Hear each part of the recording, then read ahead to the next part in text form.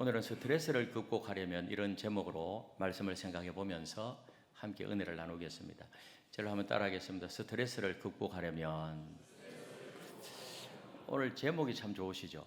제목이 스트레스를 어떻게 하면 우리가 극복할 수 있는가? 어떤 교회 젊은 집사님이 미장원에 가서 머리를 자른 후에 교회 와서 굉장히 스트레스를 받았다는 거예요. 우리 교회는 아닙니다.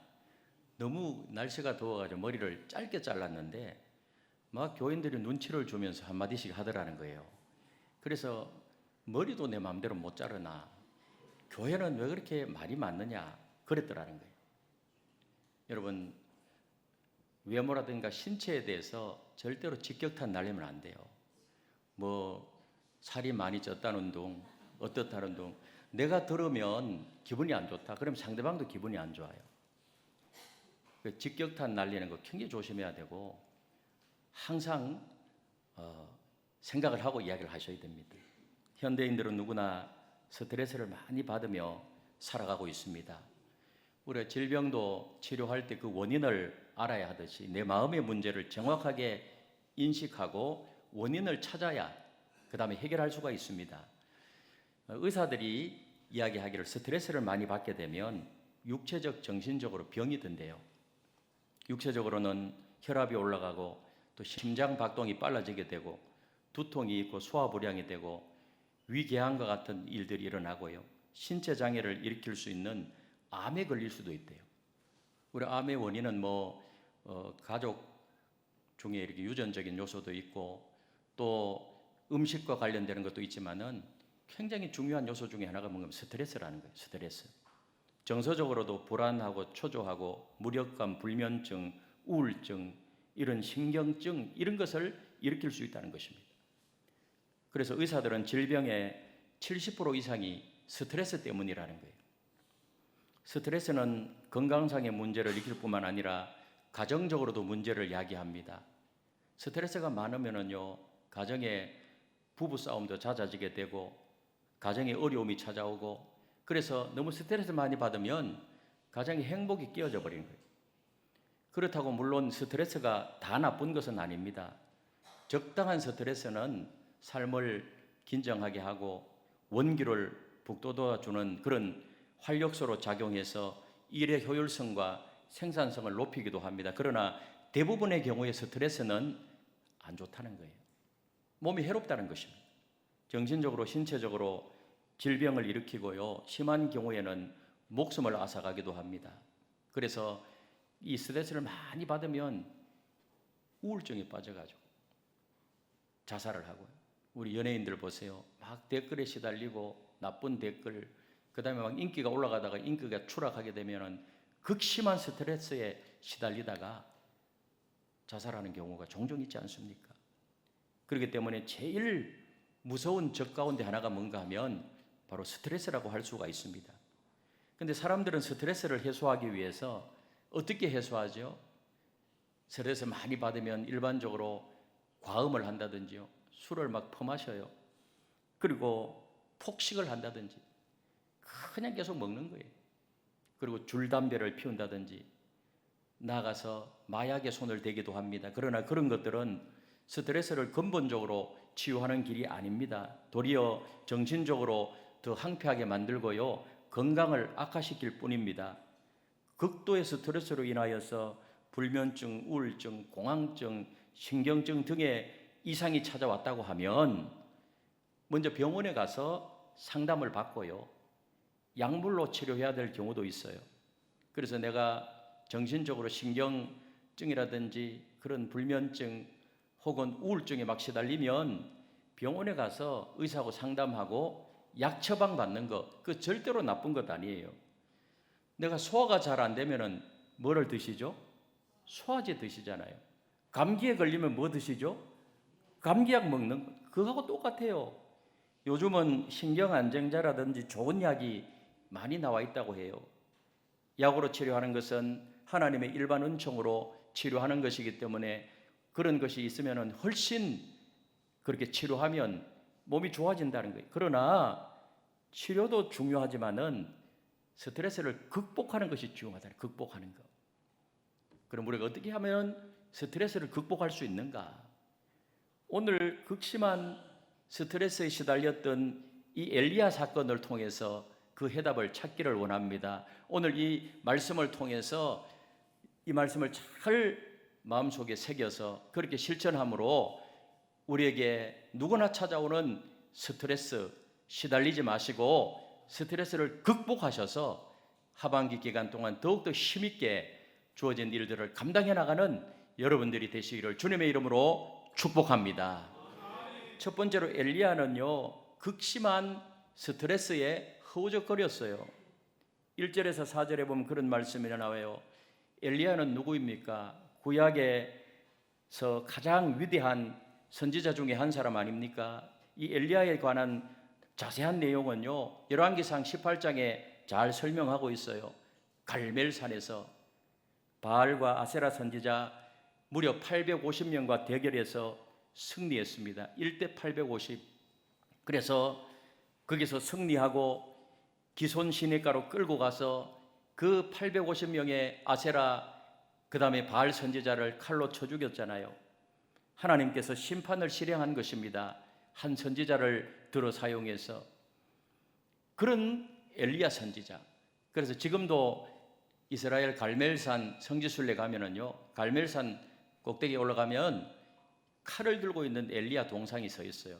그리고 교회도 있고요.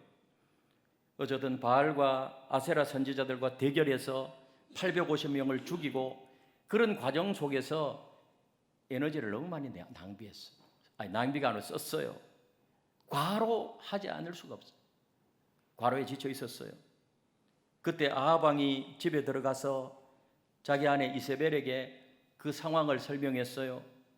이세벨이 누구예요? 이세벨, 아합 왕의 왕, 페니키아 왕의 딸로 이 이세벨은요 바알 숭배자였어요. 바알 숭배자. 그 당시에 정략 결혼을 통해서 서로 국가 간에 그런 정략 결혼을 하잖아요. 이세벨, 그런 악하고 굉장히 잔인한 여인으로 기록이 되어 있어요. 아합 왕을 충동해서 바알 숭배자로 만들고요. 그 다음에 사마리아에 바알 신전을 지었고 단을 만들었고 아세라 여신상도 세웠고요. 이렇게 해서 여호와의 노를 경노했던 여인. 아합 왕은 결혼 잘못해서 망한 것이죠. 이 이세벨, 아세라 선지자, 바알 선지자들이 다 이세벨의 수하에 있던 그런 사람들이거든. 그래서 오늘 1절에 그 이야기를 했어요.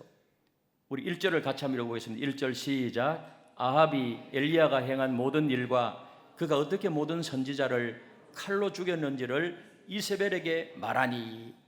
그래서 자기 남편 아합 왕을 통해서 이 사건을 다 이야기 듣고 나서 그러니까 이세벨이 분노하는 거예요. 분노. 그리고 엘리야에게 사신을 보내어서 내일 이맘때 엘리야를 내가 반드시 죽이겠다. 반드시 죽이겠다. 그게 바로 오늘 2절입니다. 2절을 같이 읽겠습니다. 시작. 이세벨이 사신을 엘리야에게 보내어 이르되 내가 내일 이맘때에는 반드시 내 생명을 저 사람들 중 한 사람의 생명과 같게 하리라. 그래서 내일 이맘때 엘리야를 죽인다는 이세벨의 말 한마디에 엘리야의 마음속에는 막 두려움이 찾아오기 시작해요. 두려움. 그 갈멜산에서 그 바알 선지자들하고 싸울 때는 그렇게 용감했던 엘리야가요, 지금은 이세벨의 말 한마디에 극도의 스트레스를 받게 되었고요. 스트레스 받으니까 마음이 무너지고 너무나도 지쳐 있었기 때문에 그 말 한마디에 그 당시의 용기는 다 사라져버리고 그래서 스트레스에서 막 시달리는 거예요. 여러분, 사람은 어느 정도까지 견디다가 짐을 감당할 수 없게 되면 무너지는 것입니다. 지금 이 지점에서 엘리야는 마음이 막 무너졌어요. 그래서 이스라엘에서 부엘세바까지 상당한 거리인데요, 걸어만 날 살려라 하면서 살기 위해서 걸어서 막 도망을 했어요. 이스라엘에서 부엘세바까지, 부엘세바는 남쪽에 있고 갈멜산 근처에 이 이스라엘 그쪽까지 거리가요 한 110km 정도 되거든요. 거기까지 막 달려갔어요.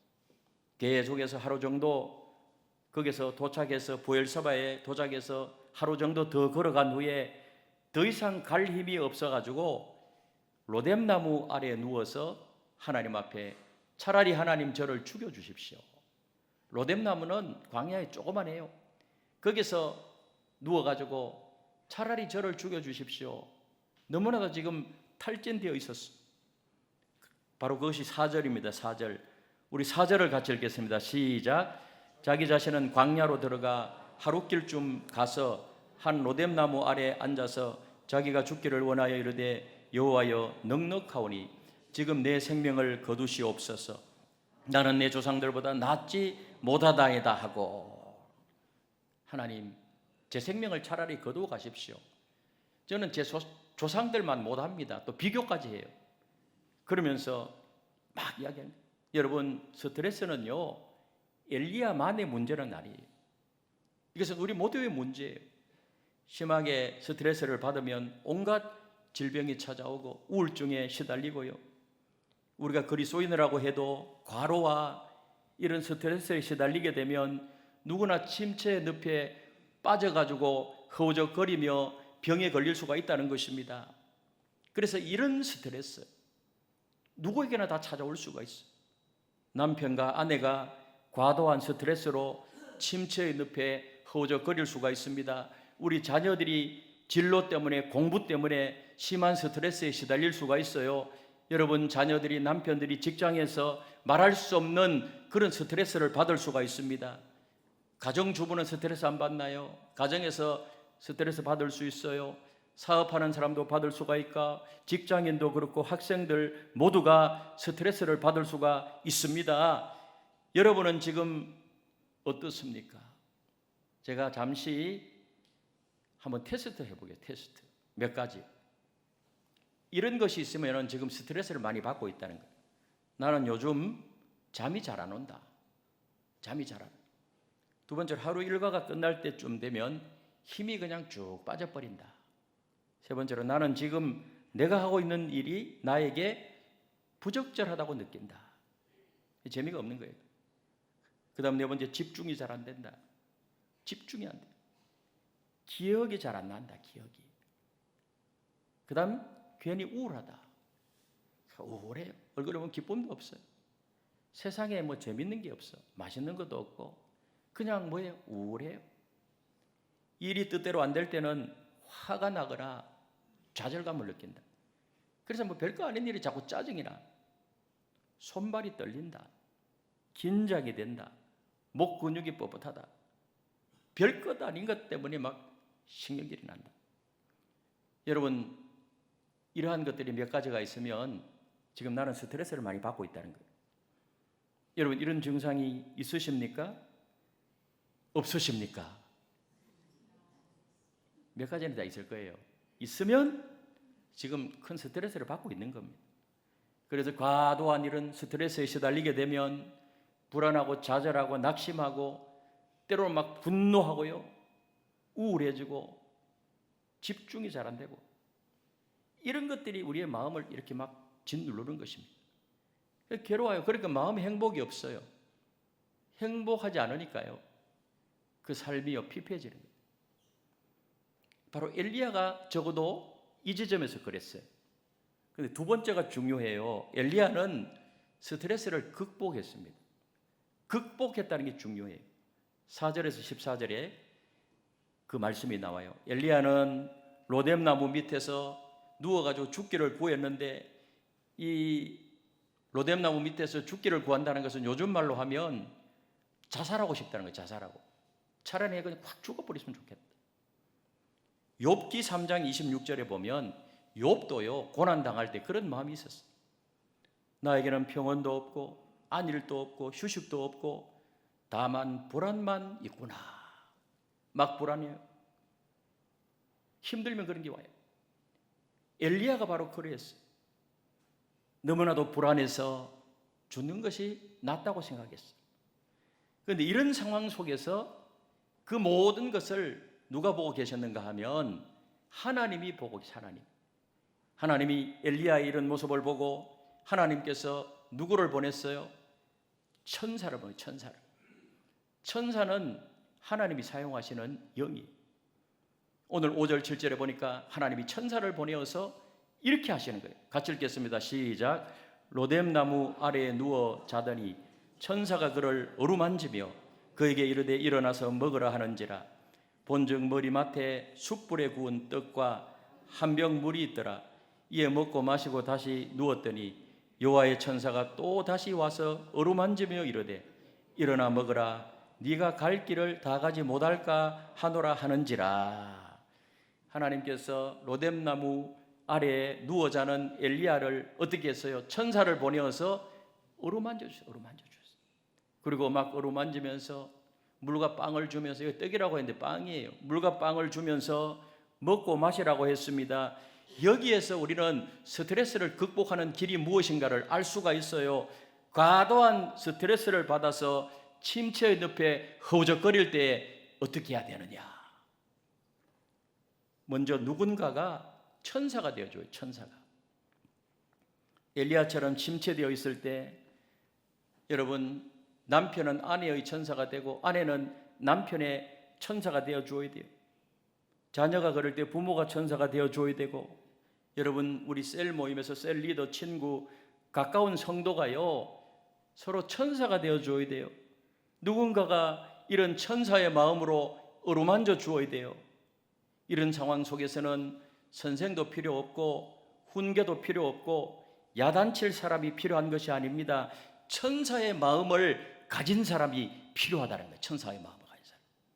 그래서 마음의 고통스러운 이야기를 다 들어주고요, 위로해주고, 그러냐고, 감정에 공감해주고 격려해주고 어루만져 주는 것, 이것이 바로 치유와 회복에 이르는 길이라는 것입니다. 천사가 와서 엘리야를 어떻게 했어요? 그냥 어루만져 주었다. 어루만져 주었어. 그러므로 남편들이요, 아내가 하루 종일 집안일을 하고요, 아이들에게 시달리고 이런저런 일을 하면서 스트레스를 받아가지고 남편에게 하소연하면 당신보다 못한 사람도 많은데 무슨 소리야? 당신보다 못한 사람 지금 너무 많아. 맞아. 이런 말을 하면서 접근하면 그 아내는 죽는 겁니다. 그래서 하소연하면 다 들어주세요. 바보 같은 소리일지라도 다 들어줘야 돼요. 들으면서 어떻게 해요? 겉으로는 고개를 끄덕끄덕하고 우리 보배 덩어리 집안 살림하고 아이 키우느라고 얼마나 고생이 많노. 집안일 하는 건 너무 힘들지. 수고 많다. 어루만져 줘야 돼. 요즘은 남편은 남의 편이라고 하는데 남의 편이 되지 말고 아내의 편이 돼. 아내의 편. 예? 저도 뭐 좀 찔리기는 하는데요. 누구 편 되라고요? 아내의 편. 아내가 짜증을 내거든. 지금 스트레스가 많이 쌓여 있구나. 뭘 그러냐고 막 고통치지 말고 그냥 어루만져 줘. 어루만져 주는 방법은 저도 몰라요. 스스로 개발하세요. 알아서 하십시오. 천사가 돼서 어루만져 줘. 아내들이요, 남편들은요 정말 스트레스가 너무나도 많은 환경 속에서 지금 일하고 있다는 사실을 알아야 돼요. 그래서 막 힘들어하면 나는 스트레스 안 받는 줄 알아? 나도 힘들어 죽겠어. 당신만 스트레스 받는 거 아니야. 나도 스트레스 너무 받아. 그러면 누가 죽어요? 남편이 죽어요. 남편에게 짜증내고 자꾸만 잔소리하게 되면 스트레스가 과중되는 거예요. 어떻게 해야 돼요? 어루만져. 그러면 스트레스에서 많이 벗어날 수 있고 극복할 수가 있고, 역시 어루만지는 방법은 저도 잘 몰라요. 알아서 개발해요. 그래서 남편들이 직장생활하고 가정에 돌아오면 무장해제해서 무엇을 하든지 간에 가만 놔두세요. 예? 가만 놔두는 게 방법이에요. 그렇게 하세요. 친구나 성도가 마음이 힘들어하면 옳고 그름을 따지지 마시고요, 그냥 들어주고 마음을 어루만져 주세요. 이것이 바로 치유의 방법이라는 거예요. 우리는 자꾸 옳고 그름을 따지려고 해요.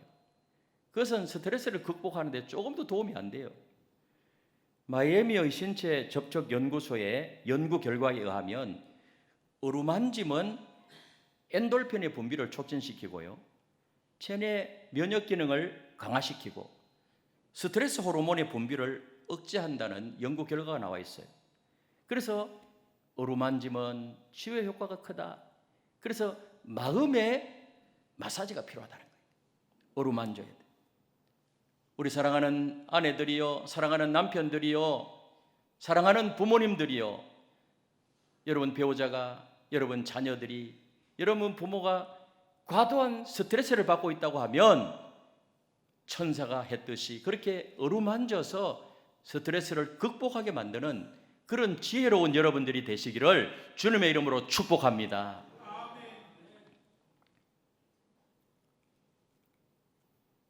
그런데 욥의 친구들은 그렇게 하지 못했어요.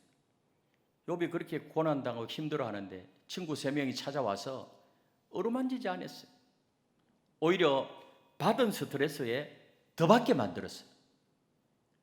네가 무슨 죄를 지어서 그렇지 하면서 그렇게 하지 말라는 거예요. 그리고 그 다음 뭐예요? 쉬어야 한다는, 쉬어야 한다. 하나님께서는 엘리야를 쉬게 했어요. 천사를 보내어 먹고 자고 푹 쉬게 했어요. 오늘 5절에서 7절에 보니까 그렇게 말씀해요. 우리 같이 한번 읽겠습니다. 시작. 일어나서 먹으라 하는지라 본즉 머리맡에 숯불에 구운 떡과 한 병 물이 있더라. 이에 먹고 마시고 다시 누웠더니 여호와의 천사가 또다시 와서 어루만지며 이르되 일어나 먹으라. 그래 하나님께서 엘리야를 회복시키는 처방전이 뭔가 하면 쉼이었어요. 쉼. 그냥 어떻게 해요? 푹 쉬게 했어요. 여러분 출애굽기 20장 11절에 보니 이는 엿새 동안에 나 야훼가 하늘과 땅과 바다와 그 가운데 모든 것을 만들고 7째 날에 쉬었습니다. 여러분 하나님도 쉬었어요. 하나님도 7째 날에 하나님이 창조하시고 7째 날에 뭐 하셨다고요? 쉬었어요. 하나님도 쉬었어요. 누가복음 21장 37절에도 보니까 예수님도 쉬었어요. 우리 같이 읽겠습니다. 시작. 예수께서 낮에는 성전에서 가르치시고 밤에는 나가 감람원이라 하는 산에서 쉬시니 하나님도 쉬시고 예수님도 쉬셨어요. 그래서 여호와께서는 그의 사랑하는 자에게 잠을 주신다고 그랬잖아요. 하나님께서 우리의 몸을 쉬라고 명령하셔서 쉬라고. 그래서 정기적인 쉼을 위해서 하나님은 밤을 만드셨어요. 밤이 없다면, 쉬지 않는다면 밤낮으로 일주일 내내 한 달 동안 일해보세요. 그러면 탈이 나게 돼 있어요. 그리고 엿새 동안 열심히 일하는 사람을 위해서 주일을 제도화시켜서 주일의 개념은 은혜 받고 우리가 주의 일도 하지만 여기는 안식의 개념이에요. 안식.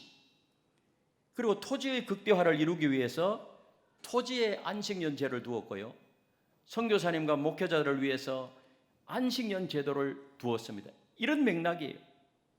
그러나 현대인들은 대부분이 뭐예요? 일 중독자, 일 중독. 쉴 줄 몰라요. 쉬지 않는 것이 마냥 자랑인 것처럼 말해요. 나는 한 번도 안 쉬었다. 막 자랑해요. 그래, 그것은 창조의 질서에 맞지 않아요. 그래서 요즘 다 일 중독자가 되어가지고 쉼이 시간이 주어져도 잘 못 쉬어요. 저도 그렇더라고요. 휴가 기간 동안에 제가 교회 4번 나왔다고 그랬는데 일이 자꾸 생각이 나요. 자꾸 일하고. 우리 성도들 많은 경우에 그래요. 쉬는 시간을 줘도 쉬어본 경험이 별로 없으니까, 놀아본 경험이 없으니까 놀 줄도 몰라요. 예? 그래서 계속 일 중독, 심한 스트레스에 막 시달려요. 오히려 생산성이 떨어지더라는 거예요. 여러분, 일 중독도 일종의 욕심이고 탐욕이라는 것입니다. 제가 한 번은 건축이 끝나갈 무렵에 저의 이렇게 봐주는 의사가 있거든요. 주치의가 이런 처방을 내렸어요. 목사님, 잠자는 시간을 늘리시고 좀 쉬어야 합니다. 꼭 그걸 물어봐요. 지금도. 목사님, 하루에 몇 시간 잡니까? 4시간, 5시간 뭐 이렇게 하면 절대 안 됩니다. 내가 쉬어야 되는데 7시간, 8시간 정도 안 자면 나중에 치매가 빨리 옵니다. 하나님이 도와주시면 치매도 뭐 자주 안 오게 될 줄로 믿습니다. 뭐 그건 크게 아멘 안 해도 그 이야기하는, 아니 목회자가 어떻게 잠을 7시간, 8시간 잡니까? 그건 불가능한 일이거든요. 그렇죠. 여러분들은 낮에라도 주무시고 하루에 7시간, 8시간은 꼭 자야 된대요. 지금은 건축 중이기 때문에 도저히 그럴 수 없습니다. 제가 그러니까 목사님, 쉬는 것도 일입니다. 쉬는 것도. 쉬어야 몸이 활성화되어 창의력도 생기고 에너지도 충전됩니다. 그렇기 때문에 쉬는 것도 일입니다. 전지를 재충전하지 않고 계속해서 써보십시오. 전기가 나가버리면 나중에는 폐기 처분해야 됩니다. 앞으로 더 살아서 일하려거든 쉬어야 합니다. 쉬는 것도 일입니다. 우리 옆에 있는 분들하고 인사합시다. 쉬는 것도 일입니다. 그러므로 쉼과 안식은요, 스트레스를 회복하는 치유의 방법입니다. 오늘 하나님이 그렇게 제시하고 있어요. 그래서 먹이고, 그 다음에 뭐예요? 마시게 하고, 그냥 푹 쉬게 한 거예요. 푹 쉬게 한 거예요. 푹 쉬게 했어요. 그 다음에는 스트레스에서 벗어나려면 그 다음에 또 해야 되는 건 운동을 해야 돼요. 운동. 하나님은 엘리야 보고요, 부엘세바에서 호렙산까지 걸어가라고 해요. 걸어가라. 8절을 같이 읽겠습니다. 8절 읽겠습니다. 시작. 이에 일어나 먹고 마시고 그 음식물의 힘을 의지하여 40주야를 가서 하나님의 산 호렙에 이르니라. 부엘세바에서 호렙산까지요, 상당한 거리예요.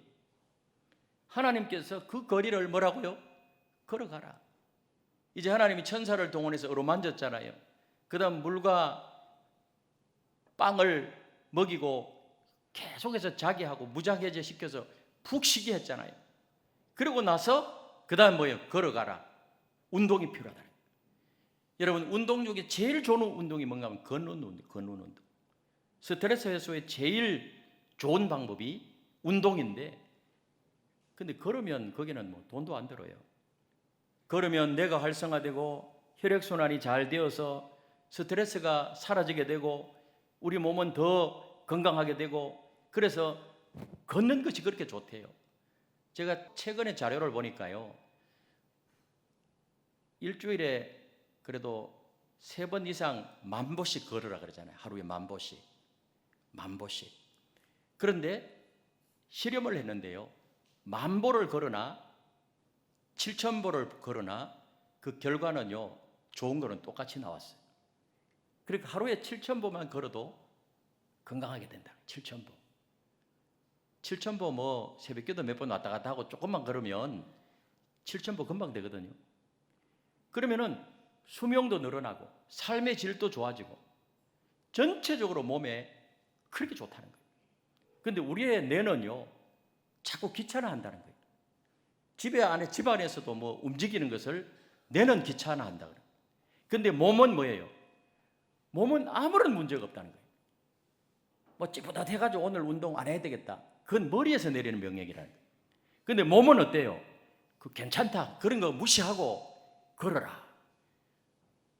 한번 따라서 무시하고 걸읍시다. 그러면 좋아진다는 거예요. 그러면. 그래서 하루에 오늘 이 엘리야에게 그러했던 것처럼 7,000보 걷겠다, 이런 마음으로 걸으십시오. 하나님도 스트레스 받아 침체의 늪에 허덕이고 있는 엘리야에게 운동을 하라고 했어요. 걷는 운동. 그리고 무엇보다도 하나님의 어루만지심을 경험해야 돼. 하나님의 어루만지심. 5절에 보니까 천사가 어루만졌다고, 7절에는 여호와의 천사가 이렇게 말해요. 천사가 어루만졌다는 것은 하나님 자신이 어루만졌다는 것과 조금도 다를 바가 없어요. 하나님께서 엘리야를 위로하신 방법은 지친 엘리야의 몸을 어루만지신 사랑의 손길이 있었고, 음식을 먹여주시는 어머니와 같은 모습이 있었고, 다시 잠을 허락하시는 인자하신 모습이 있었습니다. 하나님의 사랑의 손길, 어머니와 같은 모습, 인자하신 모습, 이것을 경험해야 된다는 것입니다. 하나님은 야단치지 않았어요. 그저 손을 내밀어서 접촉하시며 어루만져 주셨습니다. 심한 스트레스로 인해서 허덕일 때 책만보다는요, 하나님같이 부드러운 사랑의 터치로 우리 하나님께서, 우리도 그렇게 해야 되지만은 우리 자신이 하나님의 어루만지심을 경험해야 될 줄로 믿습니다. 하나님은 우리의 문제를 다 아세요. 우리의 절망을 아시고요, 우리의 슬픔을 아시고, 내 자신의 상처를 아시고, 피곤해서 지쳐 쓰러져 있는 우리를 찾아오십니다. 상처투성이가 된 지쳐 있는 우리를 찾아오셔서 하나님은 어루만져 주시는 좋으신 하나님이심을 믿으시기를 바랍니다. 그 하나님을 경험하라는 거예요. 하나님을. 그래서 이런 하나님을 경험하는 것이 너무너무 중요하다는 것입니다. 그래서 시편 37편 24절에 보니 이렇게 말씀합니다. 우리 같이 한번 읽어보겠습니다. 시작. 그는 넘어지나 아주 엎드려지지 아니함은 여호와께서 그의 손으로 붙드심이로다. 할렐루야. 붙드심이로다. 붙드심이로다. 하나님이 붙잡아 주시는 은혜. 그래서 우리가 어떤 어려움을 갖고 있든지 간에 이 시간 주님의 십자가 아래 내려놓고, 주님 저를 불쌍히 여겨주시고 붙들어 주시고, 하나님 어루만져 주시옵소서, 붙들어 주시옵소서, 이렇게 기도하며 나가게 되면 엘리야에게 그러하셨던 하나님, 엘리야의 하나님은 동일하게 오늘 우리가 섬기는 하나님이신 줄로 믿습니다. 그 하나님의 이런 놀라운 은혜를 경험하게 될 줄로 믿습니다. 그래서 앞으로도 계속해서 일어날 수 있는 스트레스를 극복하고 내 몸이 활성화되고, 그래서 하반기 사역 기간 동안에 또 기쁨으로 교회에서 봉사하고, 여러분 직장에서 주어진 업무를 잘 감당하고 성과 있고, 가정에서도 더욱더 행복하고, 이런 하반기 사역이 되시기를 예수님의 이름으로 축원합니다.